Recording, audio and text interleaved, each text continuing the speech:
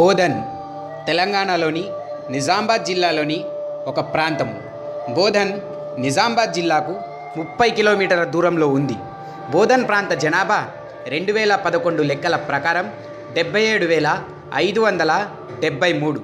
అందులో అక్షరాస్యత శాతం 71%.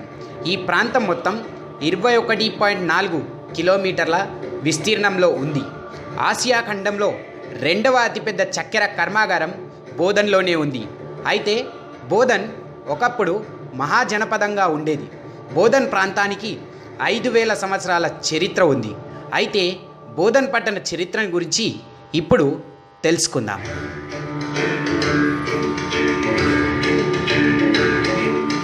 Hi friends, this is Yogiraj Mahesh వైద్య. నా మిత్రుడు నాతో బోధన్ పట్టణ చరిత్ర గురించి తెలుపమని అడగగా ఈ వీడియోని తీస్తున్నాను. ఈ వీడియోలో పొందుపరిచిన సమాచారం అంతా కొన్ని పుస్తకాలు మరియు వెబ్సైట్స్ నుంచి తీసుకోబడింది.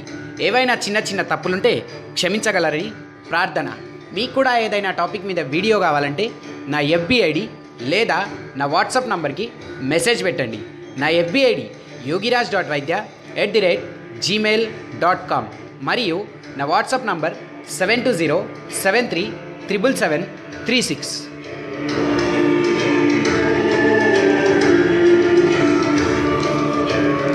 మహాభారత కాలంలో లాక్షాగ్రహ దానం నుండి తప్పించుకున్న పాండవులు వేదవ్యాస మహర్షి సహాయంతో బోధన్ పట్టణాన్ని చేరుకుంటారు.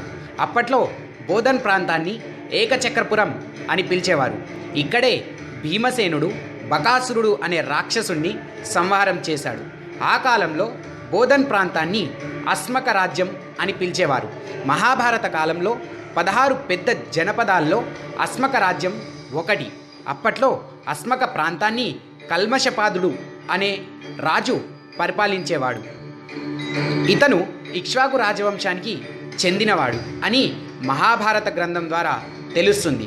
బౌద్ధ గ్రంథం అయిన అంగుత్తర నికయలో ఈ అస్మక ప్రాంతాన్ని అస్సక అనే పేరుతో వర్ణించడం జరిగింది. ఇప్పుడు బోధన్గా పిలువబడే ఈ ప్రాంతాన్ని ప్రాకృత భాషలో భూదాన్ అని పిలిచేవారు.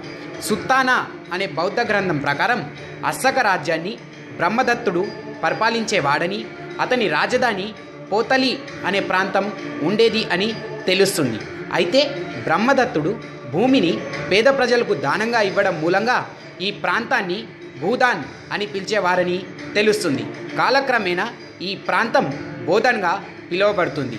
మత్స్యపురాణం అస్మక రాజ్యాన్ని పరిపాలించిన 25 మంది రాజులు మరియు వారి పరిపాలనా విధానం గురించి తెలియజేస్తుంది.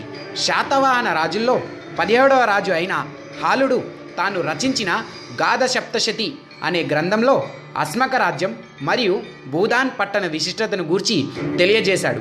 ఆ గ్రంథం ప్రకారం మహాభారత సమయం తర్వాత అస్మక రాజ్యంలో ఒక పెద్ద ఉల్కపడి ఆ రాజ్యం నాశనమయ్యిందని అతను తెలిపాడు.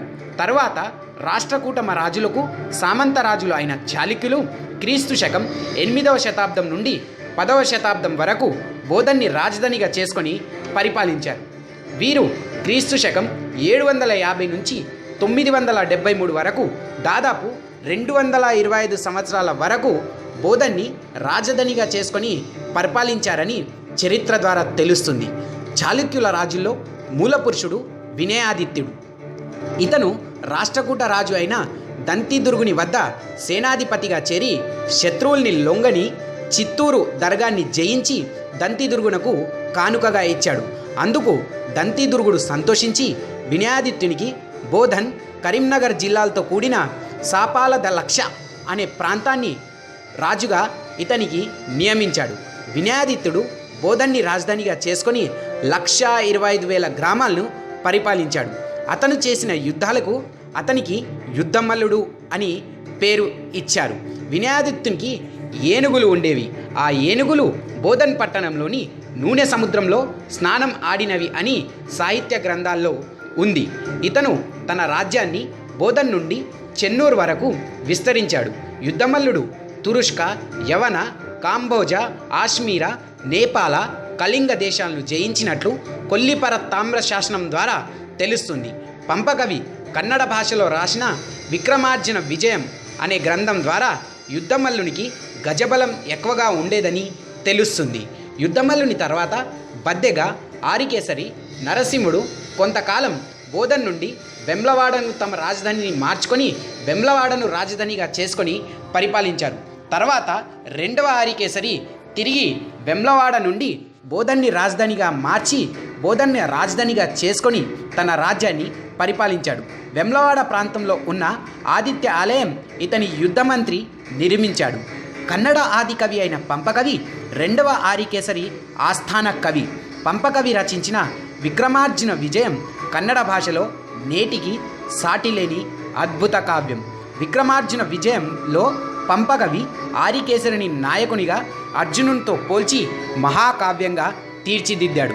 అందుకు సంతోషించిన ఆరికేసరి అతనికి జగిత్యాల తాలూకాలోని ధర్మపురి అనే గ్రామాన్ని అగ్రహారంగా ఇచ్చాడు. చాళుక్యుల పతనానంతరం బోధన్ ప్రాంతాన్ని మైసూరు నుండి వచ్చిన కూర్గ్ వంశస్థులు అయిన ఒడయ్యర్స్ పరిపాలించారు. వీరి పరిపాలన కాలంలో బోధన్ తిరిగి పూర్వ వైభవాన్ని పుంజుకుంది అని చెప్పడంలో సందేహమే లేదు. వడయ్యర్ పాలకుల్లో విశ్వపాలుడు అనే రాజు నాగన్పల్లి అనే ప్రాంతంలో ఎల్లమ్మ ఆలయాన్ని కట్టించాడు. విశ్వపాలుని వ్యవసాయ భూమిలో ఉన్న మామిడి చెట్టు స్వయంగా ఎల్లమ్మ తల్లిగా రూపం దాల్చింది. అది తెలుసుకున్న విశ్వపాలుడు వెంటనే అక్కడ ఆలయాన్ని కట్టించాడు. విశ్వపాలుడు ఆలయాన్ని కట్టించాడు కావునే అక్కడ ఉన్న అమ్మవారిని విశ్వపాలియమ్మ అనే పేరుతో పిలుస్తారు. తర్వాత ఈ ఆలయంపై తురుష్కులు దాడి చేస్తే తుమ్మెదల గుంపు వారిపై ప్రతిదాడి చేసి ఆలయాన్ని రక్షించాయని, తర్వాత విశ్వపాలుడు అమ్మవారి విగ్రహాన్ని తమ సంస్థానంలో వంటగదిలో ప్రతిష్ఠించాడని తెలుస్తుంది. ఈ ఆలయం వడయ్యర్ వంశస్థుల ఇంట్లో ఉంది కాబట్టే ఆ ఆలయానికి గోపురం అనేది లేదు. యావత్ భారతదేశం నుండి భక్తులు వచ్చి అమ్మవారి ఆలయాన్ని సందర్శిస్తారు. వడయ్యర్స్ వీరి పరిపాలన కాలంలోనే బోధన్ ప్రజల దాహాన్ని తీర్చడానికి బెల్లాల్ చెరువుని తవ్వించారు. కానీ చెరువుకి ఎంత గండి కొట్టినా చెరువు కట్ట తెగిరావడంతో వడయ్యర్ వంశ కోడలు అయిన పాపనాగమ్మ తన పిల్లతో కలిసి చెరువు కోసం తనని తాను బలి తీసుకుంది అని ఒక జానపద కథ ప్రచారంలో ఉంది. అందుకే చెరువుగట్టు దగ్గర పంపనాగమ్మ ప్రతిమకు ఈ రోజుకి పూజలు జరుగుతాయి. పంపనాగమ్మ తన చిన్న పాపతో సహా ప్రాణత్యాగం చేసింది కావున ఆమెని పంపనాగమ్మ అని అంటారు అని బోధన్ ప్రజలు చెప్తుంటారు. బోధన్ ప్రాంతానికి దగ్గరలో ఉన్న ఈరన్న వాగు, ఈరన్న గుట్ట వడయ్యర్ వంశస్థుడైన ఈరన్న పేరు మీదనే పెట్టినవి అని చరిత్ర ద్వారా తెలుస్తుంది. నిజాం నవాబుల పరిపాలన కాలంలో ఒడయ్యర్ రాజవంశస్థులు వారికి సామంతులుగా ఉండి బోధన్ ప్రాంతాన్ని పరిపాలించారు. కాలక్రమేణా వీరు దేశ్ముఖ్లుగా ప్రసిద్ధి చెందారు. ఆసియా ఖండంలో రెండవ అతిపెద్ద చక్కెర కర్మాగార నిర్మాణ సమయంలో దేశ్ముఖ్లు తమ సహాయ సహకారాన్ని నిజాం నవాబులకు అందించి వారి కోసం తమ గడి ప్రాంతంలోనే రంగ్ మహల్ అనే గెస్ట్ హౌస్ని నిర్మించారు. తర్వాత నిజాం సామ్రాజ్యం భారతదేశంలో విలీనమైన తర్వాత ఎస్ఎస్ దేశ్ముఖ్ 1960లో బోధన్ని మున్సిపల్ చైర్మన్గా 2 సంవత్సరాలు ఉండి తమ సేవల్ని అందించారు. వీరు దాదాపు 2000 ఎకరాల భూమిని దానంగా ఇచ్చినట్లు ఇందూర్ చరిత్ర ద్వారా తెలుస్తుంది.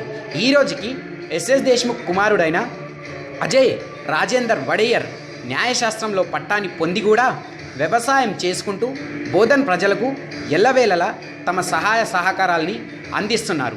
2016 ఆగస్టు 16వ తేదీన బెస్ట్ షుగర్ కేన్ ఫార్మర్ అవార్డుని అందుకున్నారు.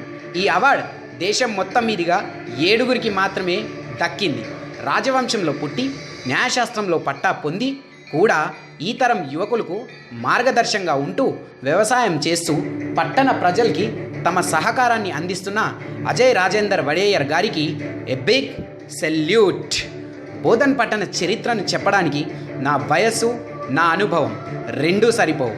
అయినను నాకున్న కొద్దిపాటి జ్ఞానంతో ఈ చరిత్రను మీకు అందుబాటులో పెట్టాను. నా ఈ ప్రయత్నాన్ని ఆదరిస్తారని ఆశిస్తూ ఈ వీడియో తీయడానికి విలువైన సమాచారాన్ని అందించి నన్ను ప్రోత్సహించిన నా తండ్రి మహేష్ యోగిరాజ్ వైద్య గారికి ధన్యవాదాలు మరియు నా పాదాభివందనాలు. ఇదండి బోధన్ పట్టణ చరిత్ర. తిరిగి ఇంకో ఇంట్రెస్టింగ్ టాపిక్తో మళ్ళీ కలుసుకుందాం. అంతవరకు సెలవు.